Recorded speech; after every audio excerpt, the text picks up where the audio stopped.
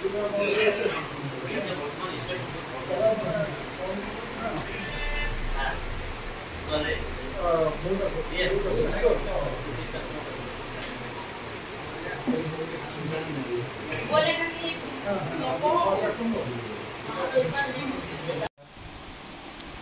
আমি সকলে মিলি আমাৰ টিএমচি তৃণমূল কংগ্ৰেছৰ ডিষ্ট্ৰিক্ট ব্লক কংগ্ৰেছৰ সভাপতি মুক্তাৰ ৰহমান ডাঙৰীয়াক এইখন সভাৰ কাৰণে আজি আমি সভাপতি নিযুক্তি কৰিছোঁ। গতিকে আমি সৰ্বপ্ৰথম ৰাইজে জানে এই নিয়মৰ কোনো কাম নাই, এই নিয়মে ভোট লয় আমাক প্ৰতাৰণা কৰে, সিহঁত বাহিৰত গুচি যায়। গতিকে পঞ্চায়তত এই নিয়মক বিদায় দিছে আমাৰ বিন্দাগান্ধী সমষ্টিৰ পৰা, আৰু বিধানসভাতো এই নিয়মক বিদায় দিব এবাৰে 100% নিশ্চয়। আজি কংগ্ৰেছৰ নেতাসকল, আমি কংগ্ৰেছী নেতাসকলক এটা বস্তু ক'ব বিচাৰিছো, গোটেই বিন্দাগান্ধী সমষ্টি পূৰ্বৰ যমুনামুখ সমষ্টি আছিলে, আজি এই যমুনামুখ সমষ্টিৰ ভিতৰত এটা মাত্ৰ ব্লক আছিলে বিন্দাগান্ধী ব্লক। সেই বিন্দাগান্ধী ব্লকত কংগ্ৰেছৰ প্ৰতিনিধিসকলে ৰাজত্ব কৰিছিলে 5টা বছৰ। সেই 5টা বছৰত এনেকৈ দুৰ্নীতি কৰিছে কংগ্ৰেছী নেতাসকলে, সিহঁতে ডাঙৰ ডাঙৰ লেষ্টাৰ মাৰি থাকে কংগ্ৰেছী নেতাসকলে।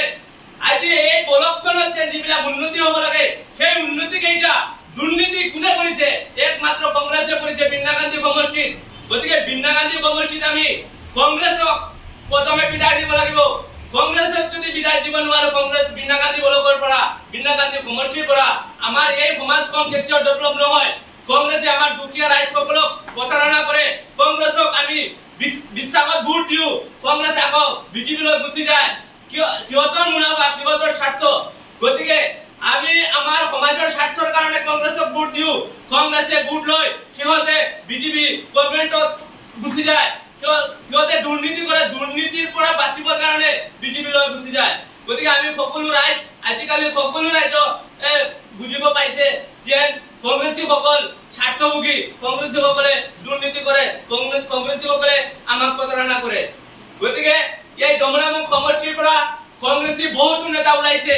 কংগ্ৰেছী নেতাসকলে এই যমুনামুখ সমষ্টিত যিবিলাক নেতাসকলে এই বিন্দাগান্ধী সমষ্টিত বিধানসভা ইলেকশ্যন খেলাৰ কাৰণে সিহঁতে বিভিন্ন ধৰণৰ ছচিয়েল মিডিয়াত দেখা পোৱা গৈছে, সিহঁতক আমি ক'ব বিচাৰিছো, কংগ্ৰেছী এটা খন্তি দল আছে, কংগ্ৰেছত এইবাৰ বিন্দাগান্ধীত 3টা খন্তি আছে।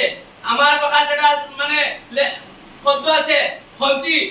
গতিকে এই কংগ্ৰেছ বিন্দাগান্ধীৰ পৰা কংগ্ৰেছ খন্তি উৎপত্তি হৈছে।